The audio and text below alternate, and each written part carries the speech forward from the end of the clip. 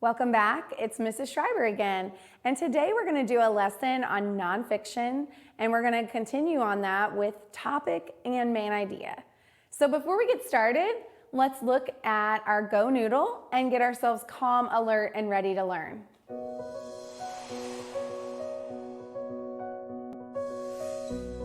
This exercise will teach you how to gain control of your stressful energy when it gets too high to handle. Close your eyes, listen, and follow along. Or keep your eyes open and follow along that way. It's up to you. Sit tall.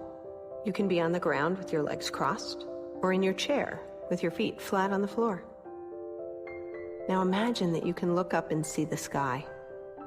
And up in the sky, way up in the sky, is a balloon. If you'd like, you can choose a color for your balloon. Keep the picture of the balloon in your mind. The balloon's string reaches all the way down to your hands. Hold on to the string. Imagine that you can feel the pull of that big balloon. Imagine that the wind pushes it from side to side. Or imagine that the wind actually tries to pull the balloon higher into the sky. Maybe you can feel the gentle tugging of the string in your hands. Now try to bring your balloon down. Be careful to go slowly. You don't want the fragile string to break from pulling too hard or too quickly. Take your time. Imagine that you can gently pull the string, hand over hand. The string collects in a pile at your feet. Hand over hand, pull after gentle pull, the balloon appears to come closer. It might even become easier to bring it down in your mind as it gets closer to you. Keep bringing it down, closer and closer. Some other strings might be longer or shorter than yours, and that's okay. Just bring it down at your speed. Focus on your balloon. Keep bringing it down. Your colorful balloon may now be within your reach. Pretend that you do not need to use the string anymore. You can actually hold the balloon between your hands. Notice if you can feel the balloon in your hands. Be gentle. Imagine that with your next out-breath, you can open your hands and release your balloon. Let it go. Notice in your mind where it goes. It could be different for everyone. Just remain still for a few more moments and watch your balloon drift away.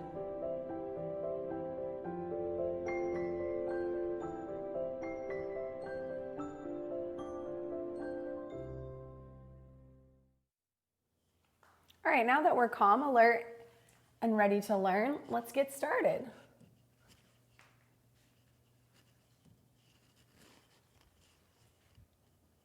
Okay, we're going to continue with some word work, and like we have been practicing with our word work, we've been looking at homophones and antonyms and synonyms, and today we're going to work with some words and look at the ending sounds.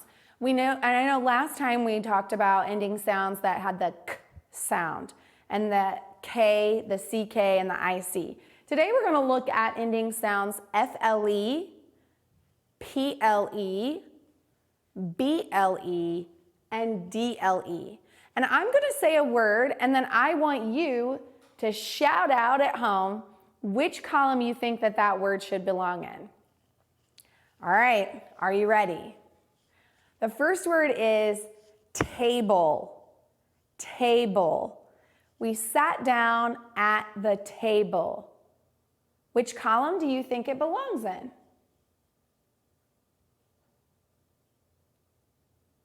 If you said BLE, you are correct. Table. The next word is people. People.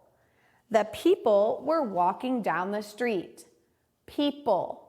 What column do you think it belongs in? If you said PLE, you are correct. The next word is maple. Maple syrup is made from the sap of the maple tree.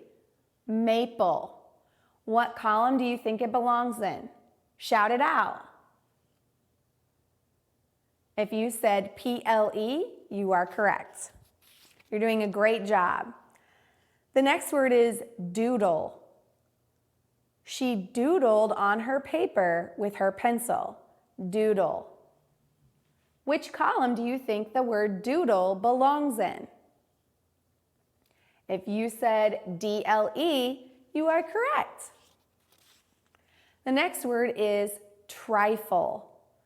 Trifle is a dessert. Trifle. Which column does it belong in? If you said FLE, you are correct. The next word is trouble. Remember, we're listening for those ending sounds. Trouble. The dog was in trouble for chewing on the shoe. Trouble. If you said BLE, you are correct. The next word is stifle. The heat was stifling. Stifle. Which ending sound do you hear? If you said FLE, you are correct. The next word is fable. Fables have a moral in their story. Fable. Which word ending do you hear in the word fable? If you said BLE, you are correct. The next word is waffle. The girl ate her waffle, all gone. Waffle. Which ending sound do you hear? Waffle. If you said FLE, you are correct. The next word is cradle. The girl rocked her baby in the cradle. Which column does the word belong in? If you said DLE, you are correct. The next word is ruffle. Her dress had a ruffle on the bottom. Ruffle. Which ending sound do you hear? If you said FLE, you are correct. The next word is needle. You need a needle and thread to sew a button. Needle. Which ending sound do you hear? If you said DLE, you are correct. The next word is staple. The teacher used a staple to hang my paper.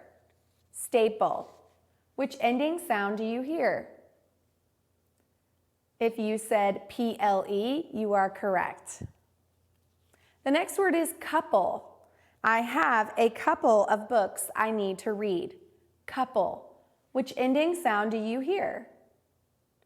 If you said PLE, you are correct. The next word is stable. The horses are in the stable to stay safe from the storm. Stable. Which ending sound do you hear? If you said BLE, you are correct. And the last word is noodle. Spaghetti is a type of noodle. Which ending sound do you hear? If you said DLE, you are correct. Way to go in working so hard with your words today. Now let's look at our fluency passage. Remember, we are going to read smoothly, read with expression, read with meaning, and read just at the right speed. We're going to be reading an excerpt from No Food to Be Found. And remember, an excerpt is just a chunk of the whole passage. While I'm reading this passage, and I want you to follow along, you can read with me. See if you notice, if you can hear or see any of the ending sounds that we just practiced with the FLE, the PLE, the BLE, and the DLE on the ends of words. They waited until the middle of the night so none of the people would see them. Then Chip and Josh found a group of their rat and cat friends. The group huddled together in the alley to discuss the plan. Chip said to the group, "We've got to be very quiet. If we make too much of a racket, the people will wake up. They don't want us around, so if they hear us, we'll be in trouble." Chip and I found this big pile of tangled cable. It took a long time, but we were able to untangle it. I am going to tie the cable to the handle at the top of the trash can next to the dumpster, Josh explained. So let's look back and see if we can find any of those ending sounds like we just practiced. I see one in the very first sentence, the word middle. See the DLE on the end. I also see the word people. That was one of the words that we used as an example. People with a PLE.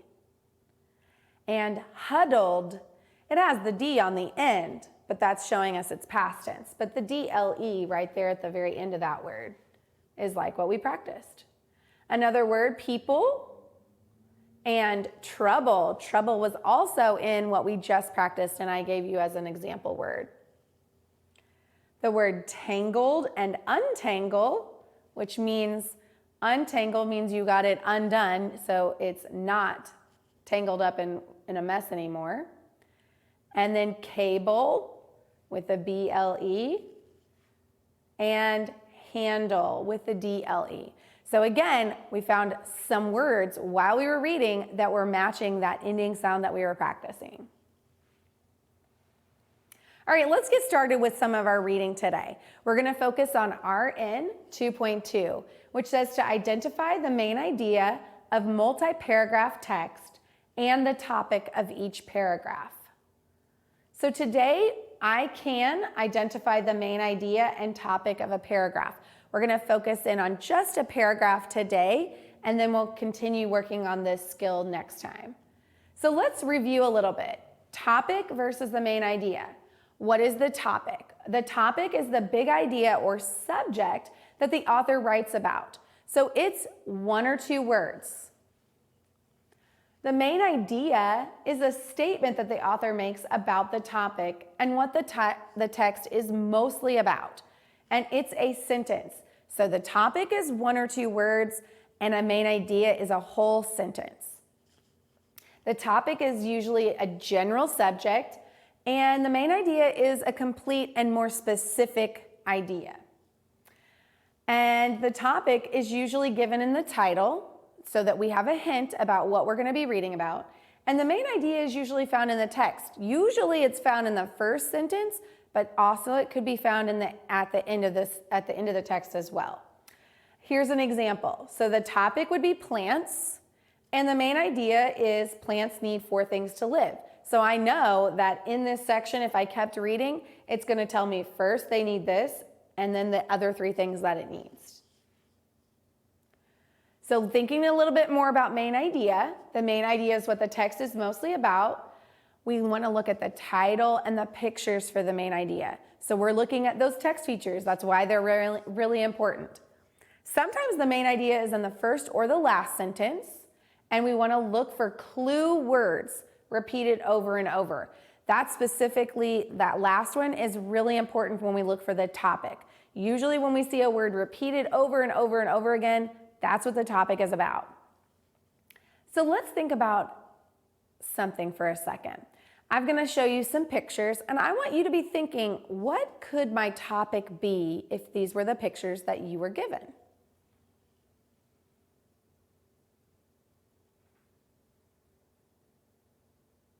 Do you think you know yet what my topic is?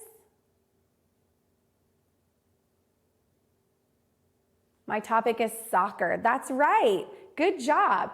So I have a soccer ball, a soccer player, and a soccer goal. So all of these things make up the topic of soccer. All right, we're going to practice. I have a couple passages, and we're going to try to identify the topic and then come up with a main idea for each passage. So my first one is, Ice cream is the greatest dessert. Ice cream is always sweet and delicious. It cools you down on a hot day. It comes in many different flavors like chocolate, pistachio, and cherry. You can add toppings to make an ice cream sundae or just eat it plain. Ice cream is great in a bowl, on a cone, and even with fruit. You can buy ice cream almost anywhere, and you can even make it yourself. People love ice cream because it's the most wonderful dessert. So one thing that I'm gonna do first is I wanna identify the words that I feel like I kept seeing and hearing over and over and over again, because that is a clue for what our topic is. So I noticed the word ice cream in the first sentence, in the second sentence. Now, I've highlighted the word it.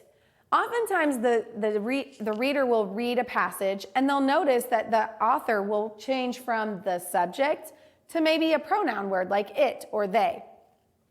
It is still referring to ice cream.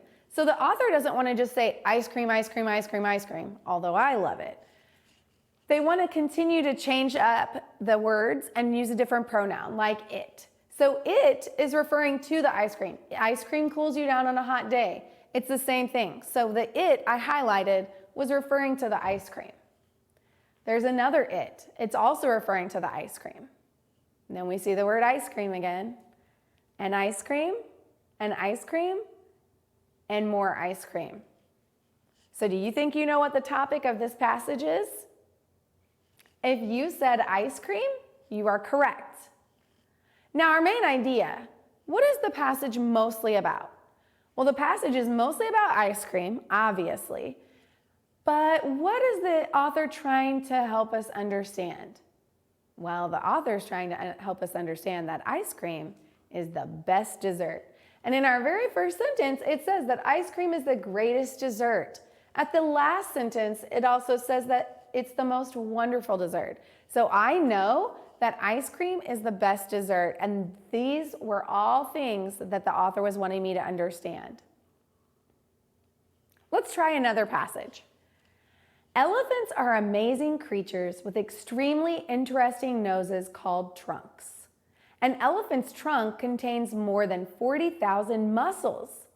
The tip of an elephant's trunk is flexible and bends easily. Elephants use the tips of their trunk the same way you use your fingers. They can pick items up, tear leaves off branches, and scoop food into their mouths using their trunk. Trunks are also used for drinking water. Elephants do not drink water through their trunks. Instead, they suck up water with their trunk and squirt it into their mouths. So think about it for a second. What word or words do you feel like we heard mostly throughout the passage? Well, I'm going to go back in and highlight those words that I think I heard a lot. I heard the word trunks, an elephant's trunk, the tip of an elephant's trunk. Elephants use their trunk. They can pick up items using their trunk. Trunks are also used, and trunks with their trunk. So the topic, see if you can guess what the topic is.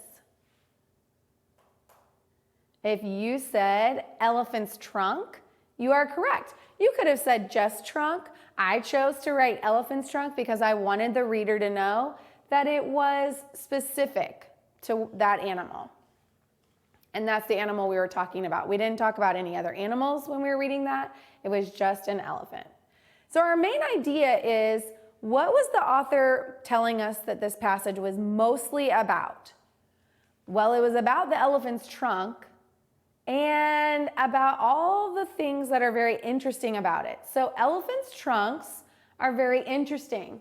We notice up here at the top, that's one of the things that the author told us was how interesting their noses called trunks were. And all of these are examples throughout this passage of how interesting the trunk is for an elephant. Again, I found my main idea from that very first sentence. The author wants to give us the main idea very soon because they want us to know exactly what we're going to be reading about. I don't want to waste my time. If I don't want to know information about an elephant's trunk, then I certainly don't want to waste my time reading the whole thing and find out at the end it was about an elephant's trunk. And let's practice one more time. Let's look at this passage, and remember, while I'm reading, I want you to think about the words you hear repeated throughout the text. Did you know that frogs and toads look alike, but they are different? Frogs need to live near the water. Frogs have long legs to help them jump. They have smooth, thick skin. They are good swimmers. Their webbed feet help them swim. Toads live on land. They have shorter legs to help them hop. Their skin is rough and dry. Toads are not good swimmers. Many people do not know the difference between frogs and toads. So what word or words did you hear repeated throughout the passage? Well, I noticed the word frogs and toads at the beginning, and I then see it starts talking about frogs and frogs, and the next sentence they start off with they. Now remember, in the first passage that we looked at, I talked about the pronoun it referring back to the word ice cream. In this passage, they refers back to the word frogs. So they've replaced frogs with they as a pronoun. They, again, talking and referring to the word frogs. Their webbed feet, so whose webbed feet are we talking about? We're still talking about the frogs. And then we move on to the word toads. They, referring back to toads. Their skin, referring back to the toads. Toads again. And then we come back to the words frogs and toads. So what topic do you think would be good for this passage? If you said frogs and toads, you are correct. We talked about both frogs and toads in this passage. We were contrasting or telling the differences between the two animals. So the main idea of this passage was the differences between frogs and toads. So frogs and toads look alike, but they are actually different. And we find that in our very first statement or that question in our passage that we read. All right, so let's practice. I've given you 4 passages that you're going to read through, and you're going to identify the topic and the main idea. So remember, the topic is 1 or 2 words, and it's a subject of what the passage is that you read. And then you're going to write a main idea. The main idea is a sentence about what the text is mostly about.